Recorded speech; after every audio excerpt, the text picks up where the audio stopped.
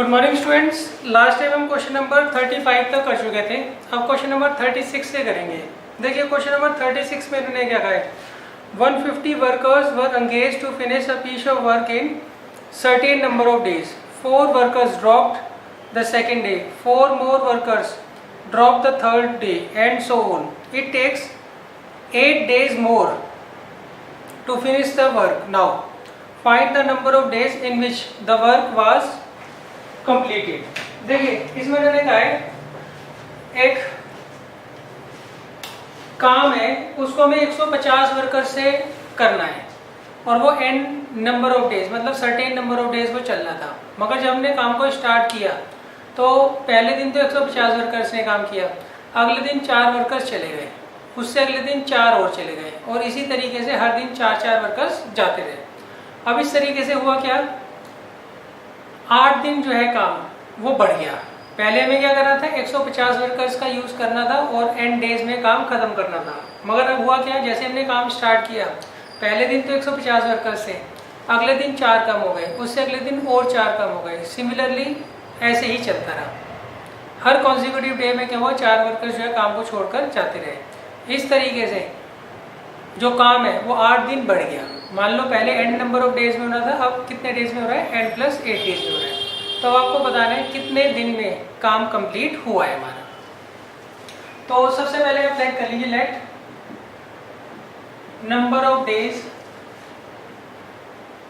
In which work suppose to be done. भाई इतने दिन में हमने सोचा था कि वर्क जो है वो खत्म हो जाएगा, कितने दिन में, n डेज में। अब देखिए अकॉर्डिंग टू द क्वेश्चन, पहले हमने ये सोचा था 150 वर्कर्स जो है वो कितने दिन काम करेंगे, n डेज काम करेंगे। मतलब हर रोज 150 वर्कर्स क्या करेंगे, काम करेंगे और ऐसा कितने दिन चलेगा, n डेज चलेगा। तो इससे आप नंबर ऑफ यूनिट्स गिन लीजिए। देखिए हम क्या करते हैं, जब भी किसी काम को कराते हैं तो नंबर ऑफ यूनिट्स गिनते हैं। मतलब 150 वर्कर्स ने एक दिन काम किया तो 150 यूनिट वर्क हो गया। 150 वर्कर्स ने 2 दिन काम किया तो 150 × 2 300 यूनिट वर्क हो गया। 150 वर्कर्स ने 3 दिन काम किया तो 450 मल्टीप्लाई करके देख लिया, 450 यूनिट वर्क हो गया। तो पहले क्या था, 150 वर्कर्स ने n डेज काम करना था तो इतना यूनिट जो है वर्क हो गया। कितना, 150 वर्कर्स n डेज काम करेंगे तो कितना यूनिट हो जाएगा, 150 × n। 150 को मैंने n टाइम्स लिखा है तो इनको कैसे ऐड करूंगा, 150 को n से मल्टीप्लाई कर लूंगा। अब देखिए जब हमने वर्क चालू किया तो पहले दिन तो 150 वर्कर्स थे, अगले दिन 146, अगले दिन फिर 4 चले गए, अगले दिन फिर 4 चले गए। ऐसे ये कितने दिन चला बच्चों, n + 8 डेज चला। तो ये कितनी टर्म्स होगी, n + 8 टर्म्स होगी।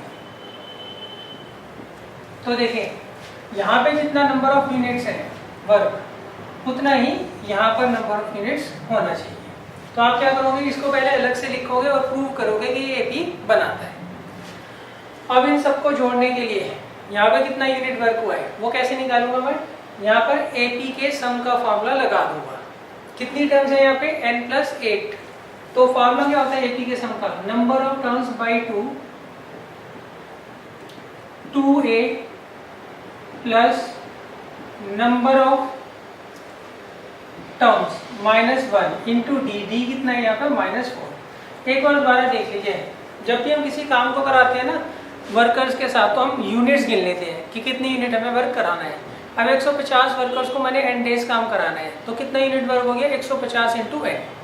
अब 150 × n को मैं जैसे मर्जी यूटिलाइज कर सकता हूँ।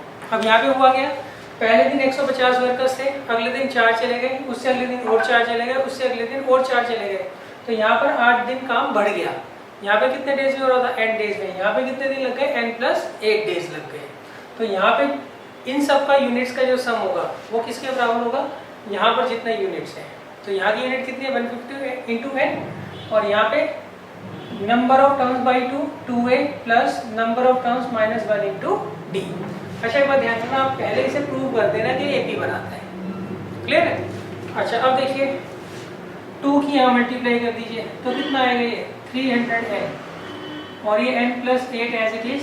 इसे सॉल्व करिए, 300 और ये माइनस का 4n, ये प्लस का 7 है, प्लस का 7 और माइनस का 4 कितना आ गया -28, तो ये आ गया n+8।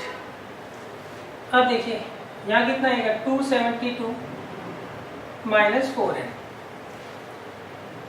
अब देखिए 4 कॉमन लेके आप काट दीजिए,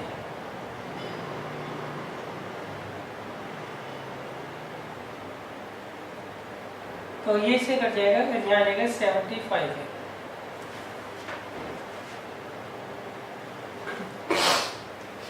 अब देखिए इसे हम कैसे सॉल्व करेंगे।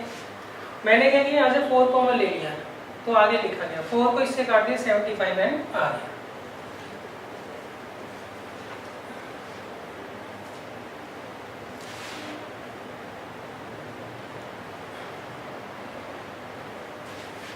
अब देखिए ये आएगा 75 एन और इसे करिए multiply 68 n plus 544 minus n square minus 8n। तो अब आप क्या करेंगे, सारी टर्म्स को इधर ले आएंगे, तो यहाँ पे प्लस का एन स्क्वायर, ये प्लस का 60n होगा, इधर जाके माइनस का हो जाएगा, प्लस का 15n और ये इधर आ जाएगा माइनस 544 इक्वल टू 0। अब हम क्या करेंगे, इसका मिडिल टर्म कर लेंगे। मिडिल टर्म देखो नॉर्मली आपसे होगा नहीं ऐसा, तो आप इसे डी के तरीके से करना।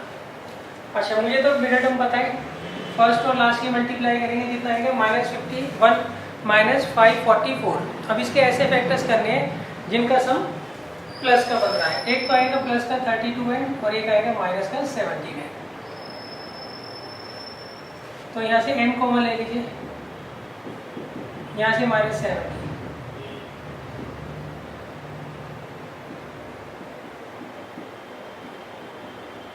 अब इसे 0 पुट कर देंगे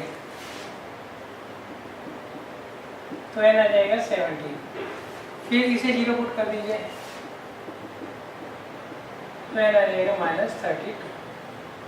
तो इसका मतलब यहाँ पर कितने दिन के लिए हमने सोचा था काम कंप्लीट होगा, 17 दिन में हमने सोचा था, मगर चला कितने दिन, n+8 डेज, मतलब 25 डेज जो है काम चला है।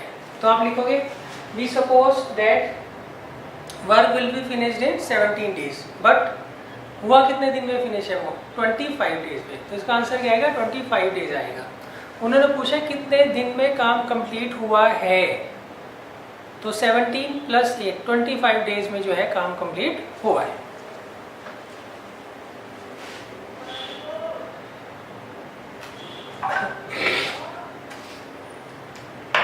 अब देखिए इसके बाद क्वेश्चन नंबर 37 पर चलते हैं।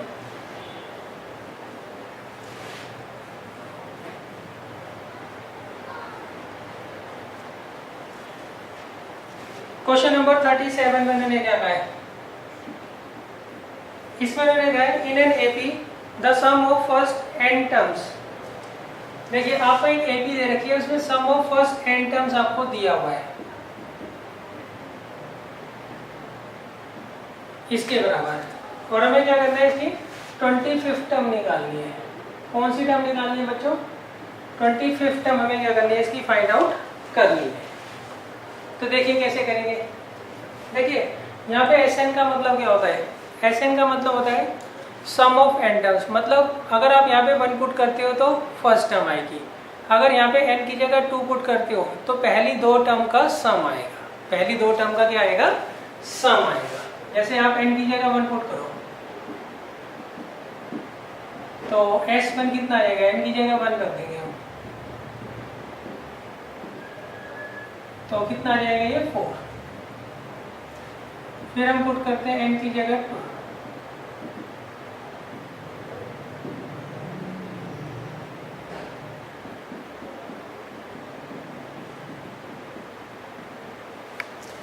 तो इससे चला जाएगा, कितना आएगा 6 + 5 11। देखो अगर आप 1 पुट करते हो तो फर्स्ट टर्म आएगी, अगर आप 2 पुट करते हो तो पहली 2 टर्म का सम आएगा।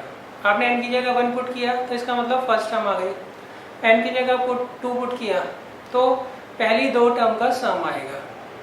क्लियर है। अच्छा और इन्होंने कह रखा है ये AP है, तो आपको AP प्रूव करने की जरूरत यहाँ पर नहीं है। अच्छा, अब देखिए जो S1 होगा वो तो A1 होगा, A1 जो होगा वो S1 होगा, वो 4 दे रखा है।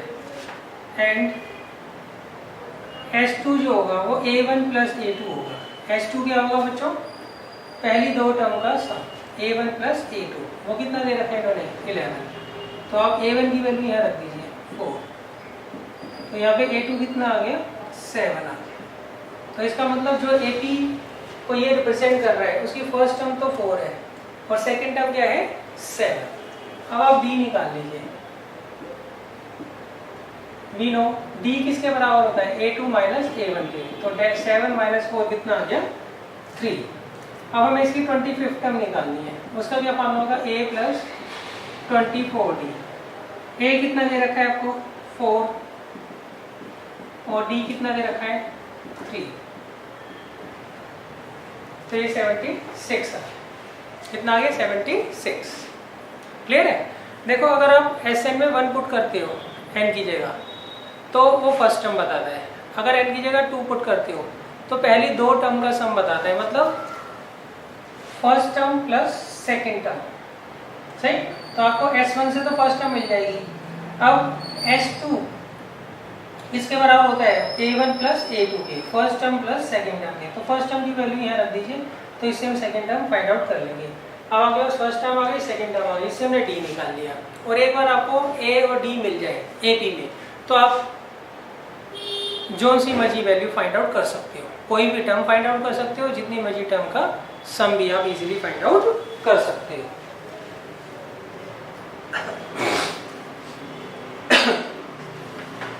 अब देखिए इसके बाद है क्वेश्चन नंबर 38।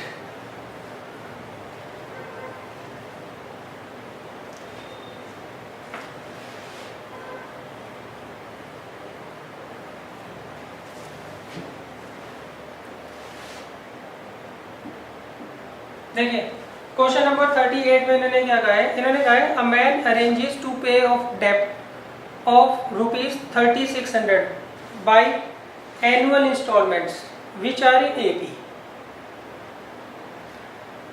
देखिए इसमें उन्होंने कहा है आपको एक आदमी दिया हुआ है और उसमें उन्होंने कहा है कि वो 3600 का डेप्ट है उसके पास, उसे 3600 रुपये 3600 रुपीज़ जो है वो उन्होंने डेप्ट ले रखे हैं, कर्जा ले रखा है, और उसको वो क्या करेगा? एनुअल इंस्टॉलमेंट से वापस करेगा। क्लियर है? अच्छा, आगे उन्होंने क्या कहा है? वो सारी की सारी जो एनुअल इंस्टॉलमेंट्स है वो AP में है। आगे when 30 of the installments are paid,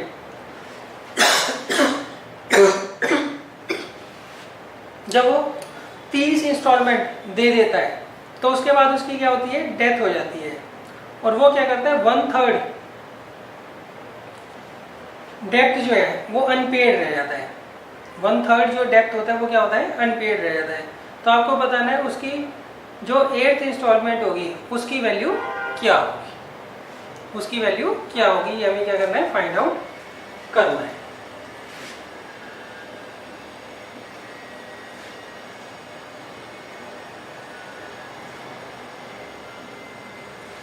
देखिए इसमें एक चीज मिसिंग है, इसमें है a man arranges to pay off a डेप्ट ऑफ ₹3600 बाय 50 एनुअल इंस्टॉलमेंट्स। ये चीज मिसिंग है, तो आप क्या लिखिए? 50 और लिख लीजिए, 50 एनुअल इंस्टॉलमेंट्स। देखिए इसमें उन्होंने कहा है एक आदमी है उसको 3600 रुपीज़ का डेप्ट देना है, कर्जा उतारना है, और उसके लिए वो क्या करेगा? 50 एनुअल इंस्टॉलमेंट्स देगा। कितनी देगा? 50 एनुअल इंस्टॉलमेंट्स देगा। मतलब ये 3600 जो है वो पहली 50 टर्म का सम है। वो क्या है? पहली 50 टर्म का सम है। अच्छा, अब आगे देखिए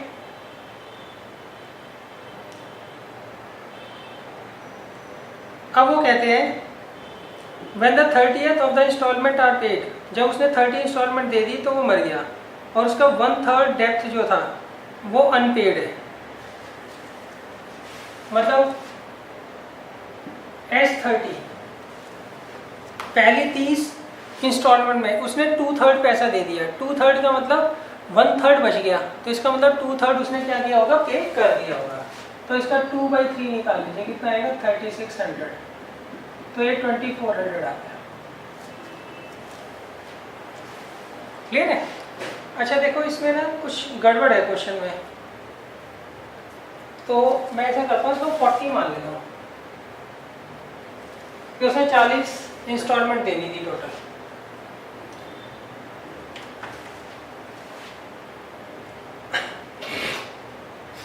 सही? तो आपको तरीका तो समझ आ ही जाएगा, बाकी मैं देख लूँगा क्वेश्चन एग्जैक्ट है क्या। देखिए क्वेश्चन को ऐसे मान लीजिए, एक आदमी है, उसको 40 एनुअल इंस्टॉलमेंट देनी थी और उसमें उसने मिलाकर इतने पैसे देने थे।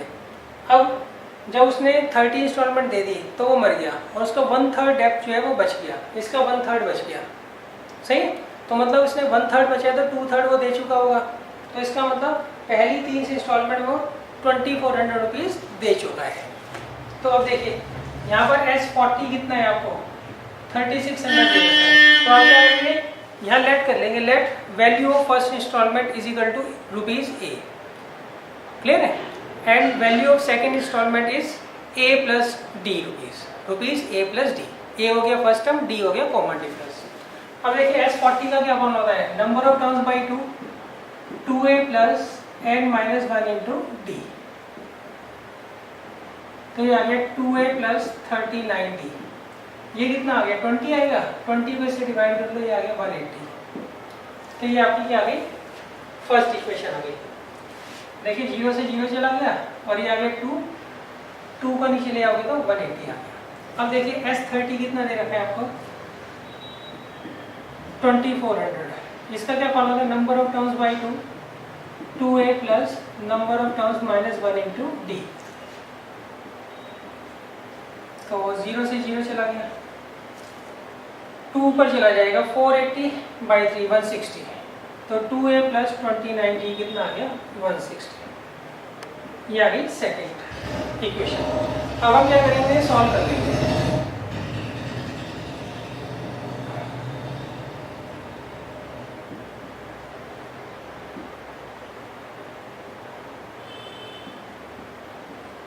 साइन चेंज सीधा कैंसिल हो जाएगा, 10D इज इक्वल टू 20, तो D आ गया 2। तो D तो आपके पास 2 आ गया। अब देखिए जी है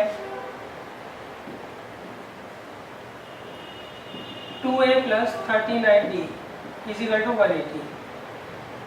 2A, D की जगह 2 रख दीजिए, तो ये 102, तो A आ गया 51। सही? अब आपके पास A आ गया और D आ गया। सही? और पूछा गया उन्होंने find the value of 8th installment. आपको बतानी है इसकी 8th इंस्टॉलमेंट क्या होगी। सही? मतलब amount paid in 8th instalment, वो क्या होगी, AP की 8th टर्म। उसका फॉर्मूला क्या होगा, A प्लस 70। A कितना दे रखा है, 51। D दे रखा है 2, ये 65 बन जाएगा, मतलब 65 रुपीज़ की क्या होगी, इंस्टॉलमेंट होगी इसकी। सही? इस क्वेश्चन में ना मिसिंग था कि कितनी एनुअल इंस्टॉलमेंट्स हैं। सही? तो वो 40 हैं। टोटल 40 इंस्टॉलमेंट उसको देनी थी, मगर वो 30 इंस्टॉलमेंट देने के बाद डेथ हो गई उसकी, और उसका 1/3 पैसा बच गया। 1/3 बच गया, इसका मतलब 2/3 वो दे क्या गए पहली 30 इंस्टॉलमेंट में। तो पहली 30 इंस्टॉलमेंट जितना पैसा उसको उसने दिया है वो क्या होगा, 2/3 होगा टोटल डेथ का, मतलब 2400 का। अब इससे एक इक्वेशन बनी, इससे एक इक्वेशन बनी, दोनों को सॉल्व करके हमने क्या किया, A और D की वैल्यू फाइंड आउट कर ली।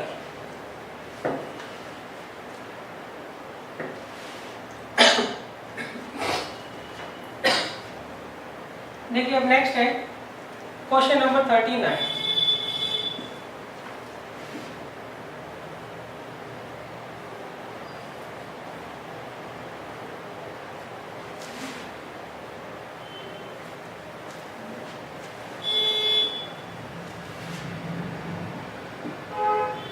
देखिए क्वेश्चन नंबर 39 में इन्होंने क्या कहा है, find the sum of all natural numbers less than 1000 which are neither divisible by 5 nor by 2। तो देखिए ये बड़ा अच्छा क्वेश्चन है। इसमें मैंने कहा find the sum of all natural numbers less than 1000। देखिए 1000 से छोटे कौन कौन से नेचुरल नंबर्स होते हैं, ये होते हैं 1 2 3 4 अप टू 999। क्लियर है। अब आपको क्या करना है, वो नेचुरल नंबर्स इसमें से छांटने हैं जो कि 5 और 2 से डिविजिबल ना हो, और उनको क्या करना है, उनका सम हमें क्या करना है, फाइंड आउट करना है। तो देखिए ये क्वेश्चन ना कुछ स्टेप्स में होगा, तो वो मैं पहले आपको समझा देता हूँ। पूरा क्वेश्चन आप मत पढ़िए, पहले आप ये देखिए 1000 से छोटे कितने नेचुरल नंबर्स होते हैं जो 2 और 5 से डिविजिबल होते हैं। सही, पहले हम वो देखते हैं। क्लियर है। मैं इनको इस क्वेश्चन को स्टेप्स में करा रहा हूँ, आप स्टेप्स में समझो, एक साथ समझोगे तो कंफ्यूज हो जाओगे। क्लियर है। तो सबसे पहले हम निकालते हैं नेचुरल नंबर्स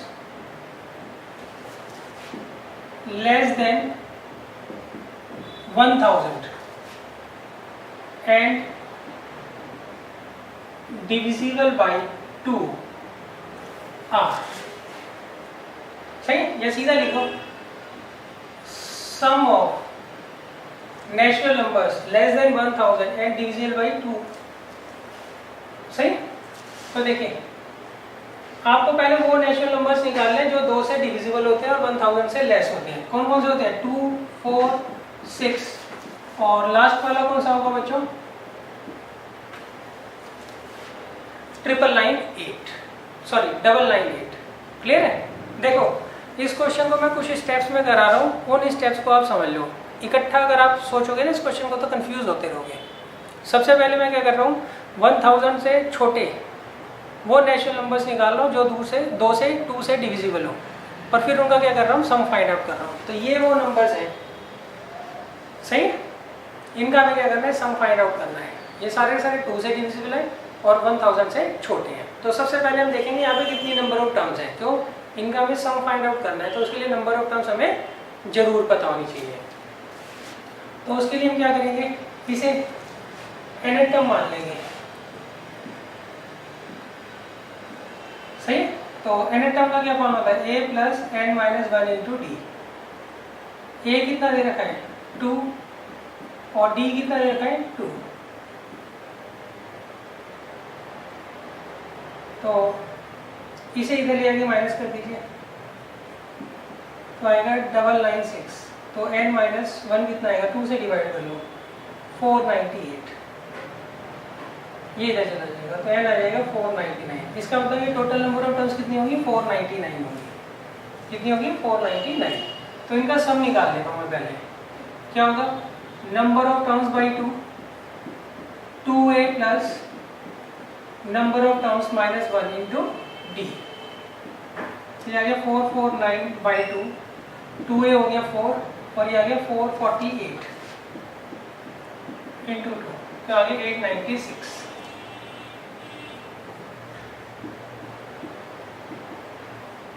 तो ये आ गया 900,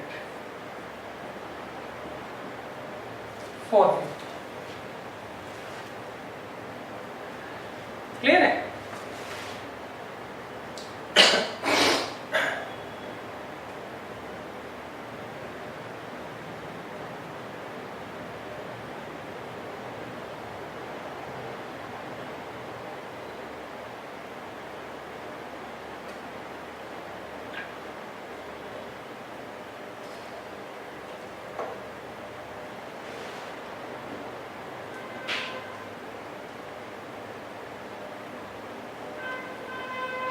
तो ये है पहले, ये वो नंबर्स हैं, ये वो नेचुरल नंबर्स का सम है ये, जो कि 1000 से छोटे हैं और 2 से डिविजिबल है। तो मैं यहाँ लिख लेता हूँ ये 449 इंटू 450। इसका भी हम क्या करेंगे, यूज कर लेंगे।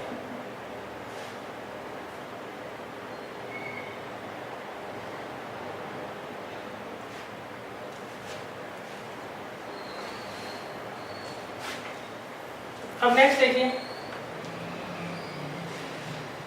हमें निकालना है sum of natural numbers less than 1000 and divisible by 5। सही। अब देखो, अब पहले मैं वो नंबर्स लिखता हूँ जो कि 5 से डिविजिबल है। पहले तो नेचुरल नंबर होने चाहिए, 5 से डिविजिबल होने चाहिए, 1000 से छोटे होने चाहिए। 5, 10, 15 और लास्ट वाला क्या होगा बच्चों? 995। अच्छा, इसमें भी देख लेना कितनी नंबर ऑफ टर्म्स है। ये 199 टर्म्स आएंगी। कितनी आएंगी बच्चों? 199 टर्म्स ये आएंगी। तो इसका फॉर्मूला क्या होगा?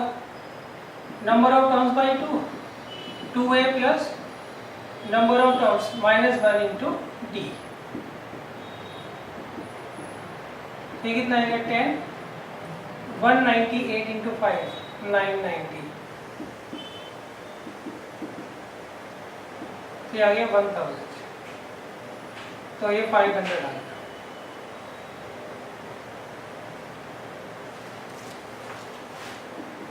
One 199 into 500।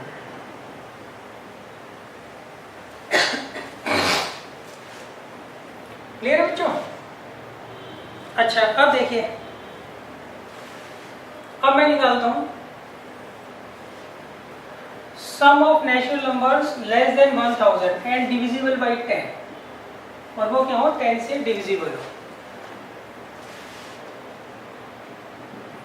10, 20, 30 और लास्ट क्या आएगा? 99। अब हमें क्या करना है? इनका सम निकालना है। तो इसमें नंबर ऑफ टर्म्स कितनी होंगी? डिवाइड करके देख लेना, 99 आएंगी। क्लियर है? तो इसका क्या फॉर्म होता है? Number of terms by 2, 2a plus number of terms minus 1 into D. ये आएगा 99 बाई 2, ये 20 और ये 980।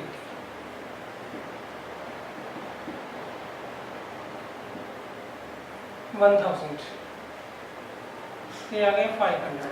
तो ये आ गया 500 इंटू 99। अब देखिए, अब सबसे पहले मैं वो निकाल रहा हूं,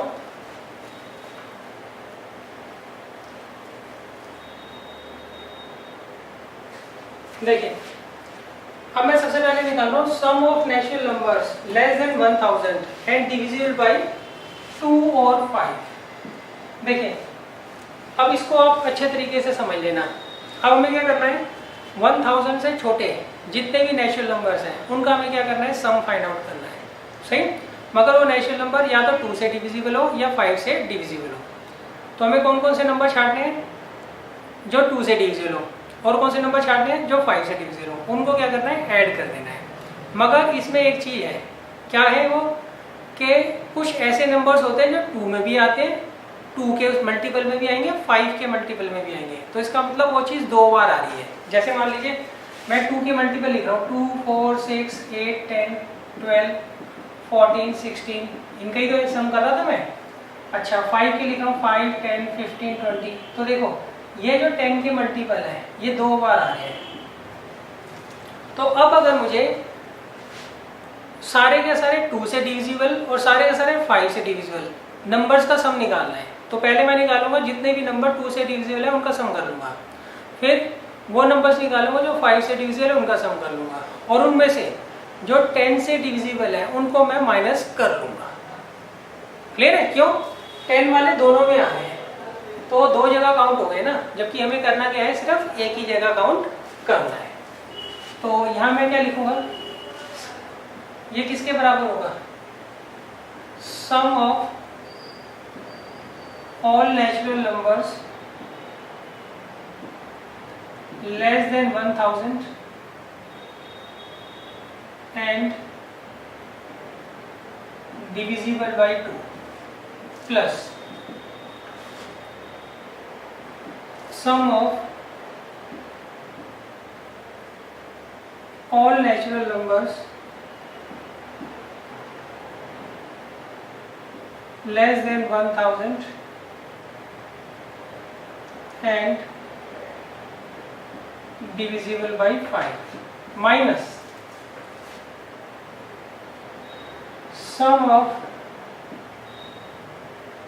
all natural numbers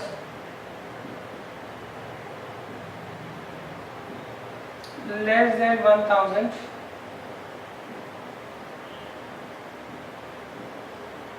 and divisible by 10। सही। ये जब फॉर्मूला आप लगाओगे तो आप क्या करोगे, सारे के सारे उन नंबर्स का सम निकाल लोगे जो 2 और 5 दोनों से डिविजिबल है। सॉरी 2 और 5 और है एंड 2 और 5 मतलब 2 से भी डिविजिबल हो या फिर 5 से डिविजिबल हो, उनका सम होगा। क्लियर है। अच्छा तो देखिए ये क्या आया था 449 इंटू 450, ये सॉल्व कर लीजिएगा आप लोग खुद। और ये 199 इंटू 500 माइनस, और ये कितना आया था 99 इंटू 500। तो मैं ये कैलकुलेट करके देख रहा हूँ 449 इंटू 45 करता हूँ मल्टीप्लाई।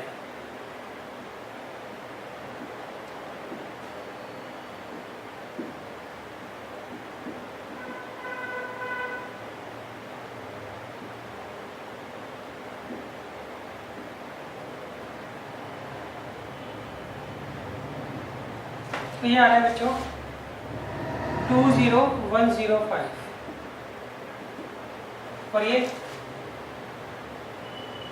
995 और फिर 00 और ये 495 और 00।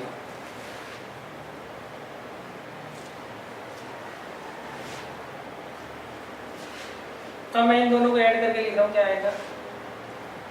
कैलकुलेशन बच्चों आप लोग खुद कर लेना। ये मुझे कुछ गड़बड़ लग रही है, इसके आगे 0 हो रहेगा।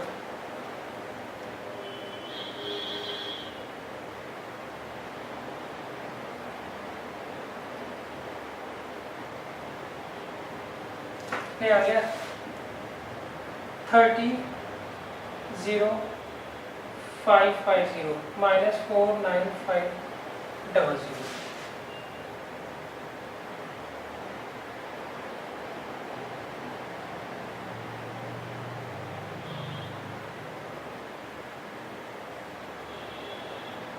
तो ये आ गया बच्चों 251050।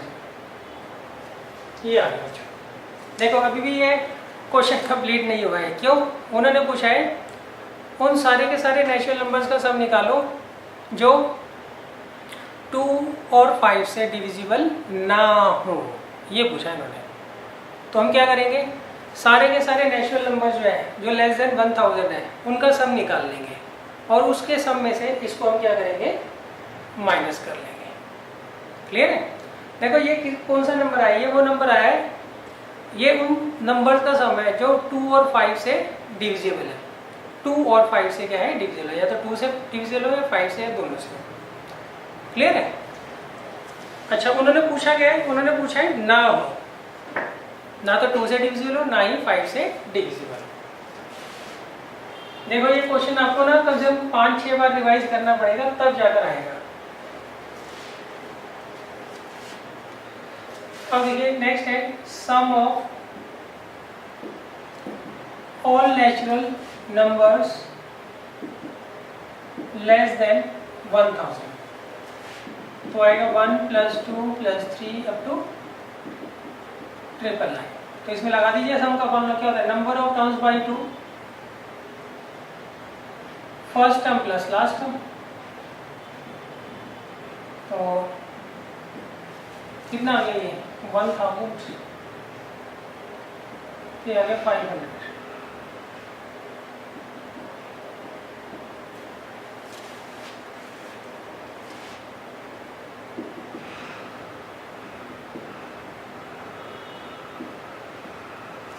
तो आएगा 4,99,500। क्लियर है। अच्छा अब ये सारे के सारे उन नेचुरल नंबर्स का सम है जो कि 1000 से छोटे हैं। ये उन नेचुरल नंबर्स का सम है जो कि 2 और 5 से डिविजिबल हो। अब उन्होंने पूछा उन नेचुरल नंबर्स का सम निकाला जो 2 और 5 से डिविजिबल ना हो। तो इसमें से हम क्या करेंगे, इसको माइनस कर लेंगे। सही, ये आप देख लीजिएगा। हो सकता है मेरी कैलकुलेशन में कोई गड़बड़ हो तो वो आपको खुद चेक करनी है।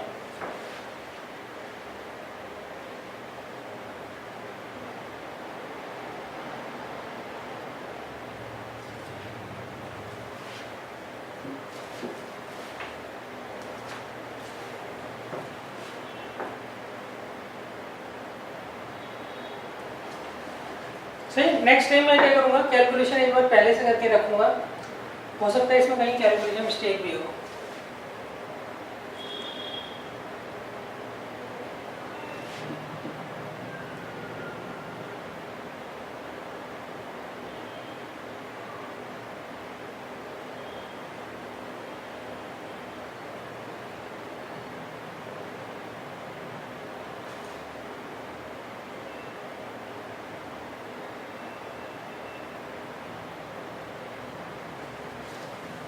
तो तरीका तो आपको समझ आ गया। अब देखिए क्वेश्चन नंबर 40। वैसे इतना लंबा क्वेश्चन आपको आएगा नहीं, फिर भी आप प्रैक्टिस के लिए इसको 2-3 बार कर लीजिएगा और कैलकुलेशन एक बार जरूर कर लीजिएगा। कोई गलती हो कैलकुलेशन तो मुझे बता दीजिएगा। वैसे मैं ट्राई करूंगा नेक्स्ट टाइम मैं इसकी कैलकुलेशन पहले से ही करके रखूंगा। अच्छा, अब देखिए क्वेश्चन नंबर 40। इन्होंने कहा है if the sum of the first m terms of an AP vanishes. इन्होंने कहा है पहली m टर्म्स का जो सम है AP का वो वेनिश करता है, मतलब वो 0 है। Show that sum of next n terms. अब वो कहते हैं अगली n टर्म्स का जो सम होगा वो ये होगा, हमें क्या करना है, प्रूव करना है। क्लियर? एक बार क्वेश्चन समझ लीजिए। इसमें मैंने कहा है आपको एक AP दे रखी है, उसकी पहली m टर्म्स का जो सम है वो 0 है। वेनिश मतलब होता है 0 है। अब इसके बाद नेक्स्ट n टर्म्स का जो सम है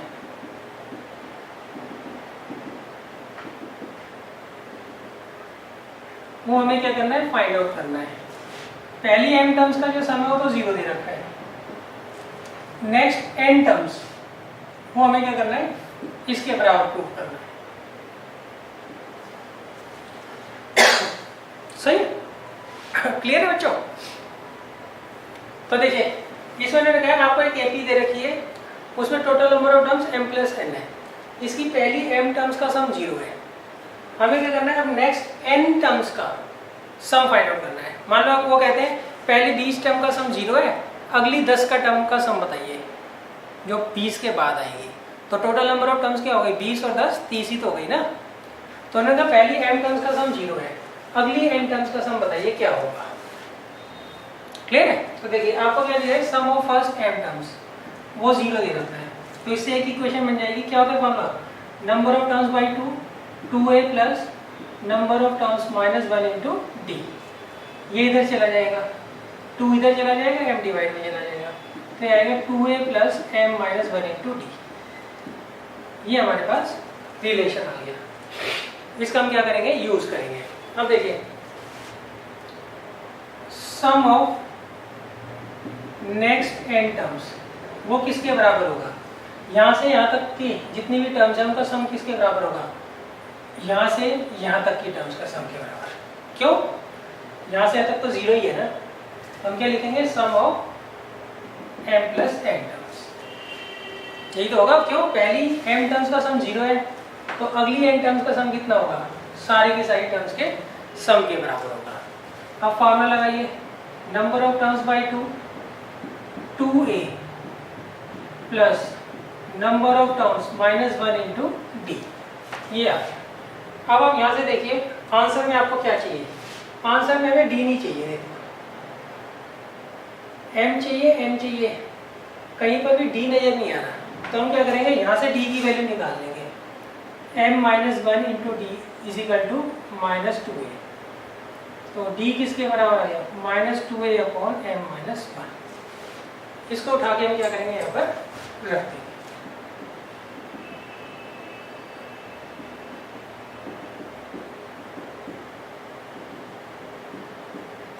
हाँ जी,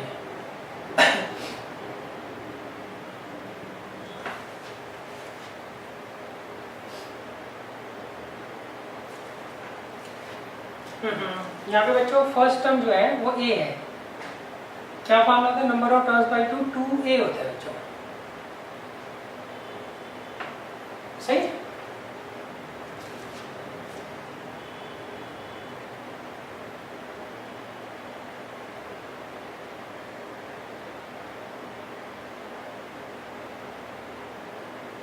अच्छा, तो डी की वैल्यू रख दीजिए। ये ऐसा करो आप, थोड़ा इजी कर देता हूँ मैं। देखिए यहाँ मैंने गड़बड़ कर दी थी, sum of first m plus n terms निकालना है। इसका फॉर्मूला है number of terms by 2, 2a plus number of terms minus 1 into D. अब पहले मैं 2a की वैल्यू रख देता हूँ यहाँ से। 2a की वैल्यू क्या आएगी, इसको इधर ले जाएंगे, वो आएगी, इसको इधर ले आइए, minus m minus 1 into D. Clear है?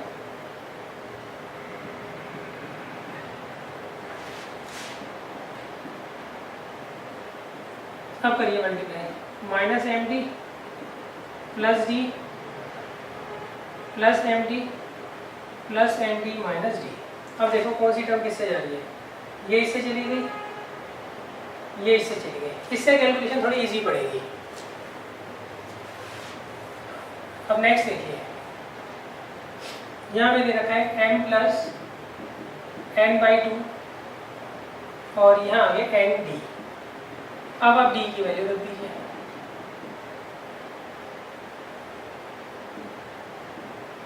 d की वैल्यू क्या है बच्चों, minus 2a upon m minus 1।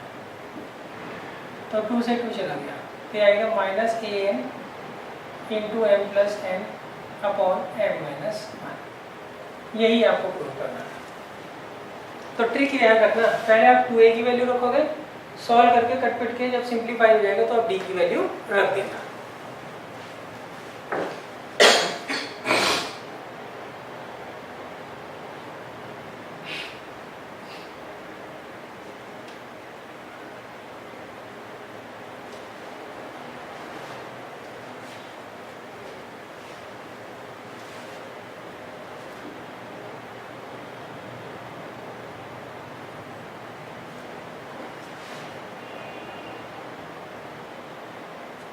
अब देखिए नेक्स्ट है क्वेश्चन नंबर 41।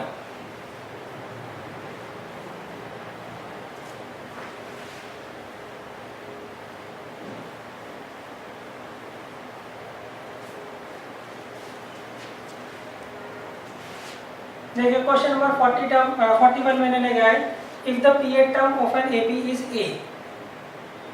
पीएड टर्म जो है एपी की वो स्मॉल ए है, क्यूएड टर्म जो है एपी की वो स्मॉल बी है, और आर टर्म जो है एपी की वो स्मॉल सी है। तो हमें ये रिलेशन प्रूव करना है।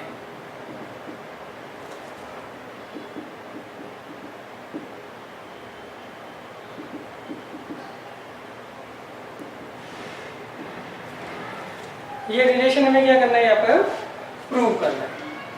अच्छा, इसमें एक चीज ध्यान रखना है, इसमें हम फर्स्ट टर्म को ना स्मॉल ए नहीं मानेंगे। क्यों? स्मॉल ए उन्होंने ऑलरेडी यूज कर रखा है। वो स्मॉल ए किसको बोल रहे हैं, पीएड टर्म को बोल रहे हैं।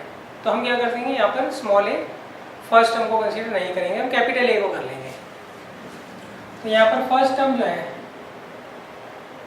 उसको आप कैपिटल ए ले लीजिए, और कॉमन डिफरेंस जो है उसे कैपिटल डी ले लीजिए। तो आप देखिए पीएड टर्म का क्या फॉर्मूला होगा, number of first term plus number of terms minus 1 into D. ये किसके बाद नाम दे रखा है, स्मॉल ए की। नेक्स्ट क्यूएड टर्म का क्या फॉर्मूला होगा, first term plus number of terms कितनी है, क्यू, माइनस 1 इंटू डी।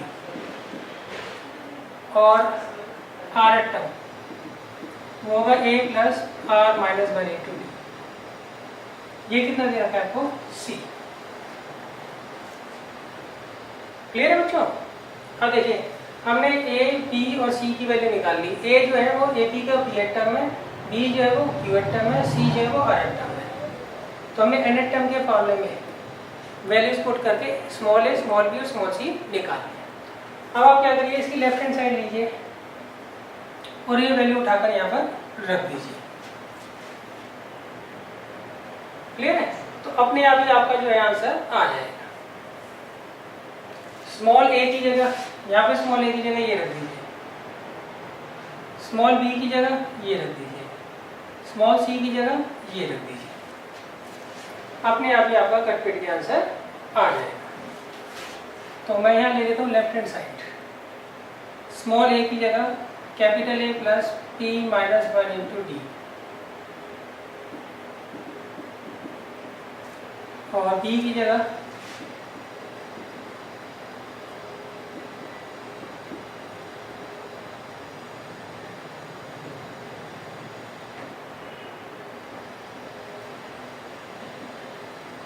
और सी की जगह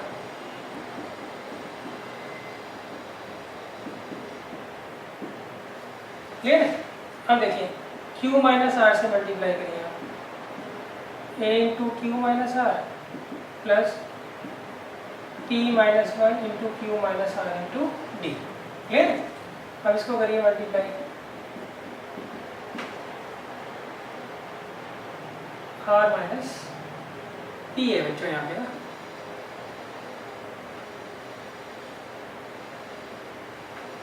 प्लस इसको इससे करेंगे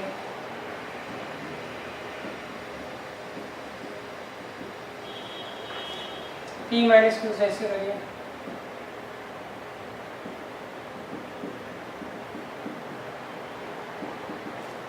अब देखिए इनमें से एक कॉमन ले लीजिए आप लोग, तो अंदर आएगा Q माइनस आर, यहाँ पर R माइनस पी, यहाँ पर P माइनस, अब यहाँ से D कॉमन ले लीजिए, इसमें से और इसमें से,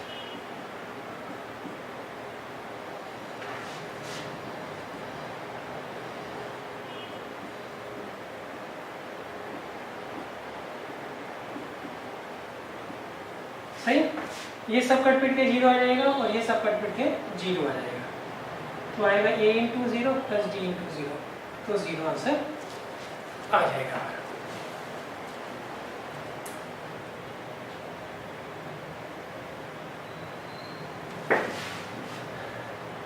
क्लियर है।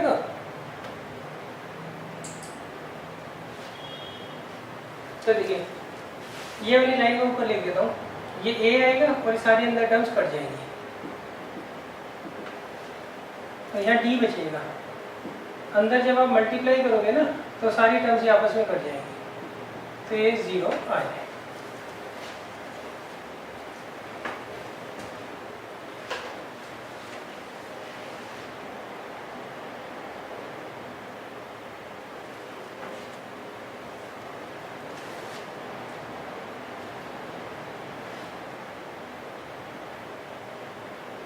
अब देखिए नेक्स्ट है क्वेश्चन नंबर 42।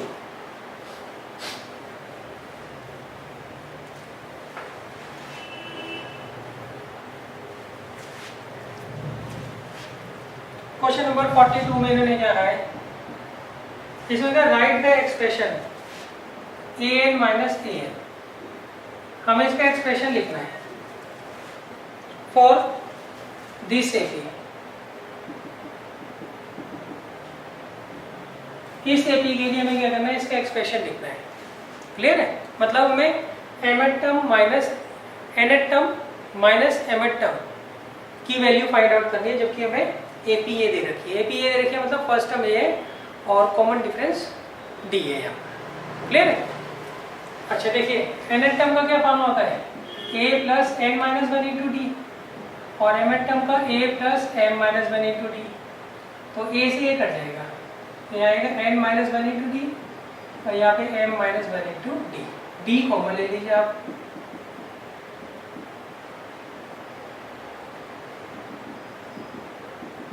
तो 1 से 1 कट जाएगा, ये माइनस का 1 और ये प्लस का 1 है, तो n माइनस 1 इंटू डी, तो ये किसका फॉर्मूला बन गया बच्चों, n term minus m term, क्या होगा n minus m into D. अब देखिए नेक्स्ट क्या बोला है, अब इन्होंने कहा find the common difference of the AP in which, पहला हमें कॉमन डिफरेंस फाइंड आउट करना है एक एपी का जिसकी 11 टर्म तो 5 है और 13 टर्म 79 है, क्लियर है। आपको एक ऐसी एपी का कॉमन डिफरेंस निकालना है जिसकी 11 टर्म तो 5 है और 13 टर्म 79 है। अब देखो इससे एक रिलेशन बन जाएगा, इससे एक रिलेशन बन जाएगा, दोनों को सॉल्व करोगे तो ए और डी की वैल्यू फाइंड आउट कर लोगे, मगर उन्होंने कहा कि इस एक्सप्रेशन का यूज करके करिए आप। अगर ये सिंपल एपी का क्वेश्चन होता तो इसके हम ये क्या करते हैं, हम 11 टर्म का क्या फॉर्म होता है, a + 10d, इसका a + 12d, तो हम क्या करते हैं a और d फाइंड आउट कर लेते हैं बड़े आराम से। मगर उन्होंने कहा इस एक्सप्रेशन का यूज करना है, तो आप इसको इससे कंपेयर करो, तो पुट कर दो n की जगह 11 और m की जगह 30, तो a11 - a13 किसके बराबर आएगा, 11 - 13 × d। a11 कितना है 5, a13 कितना है 79 -2d,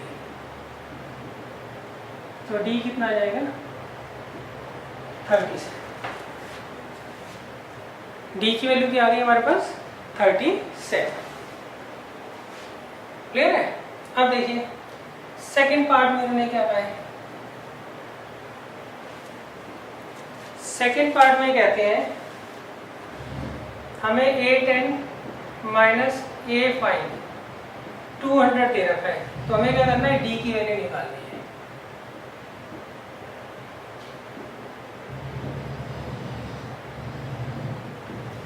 सही, तो इसमें भी हम डायरेक्ट निकाल सकते हैं, मगर उन्होंने इस फॉर्मूले का यूज करना है।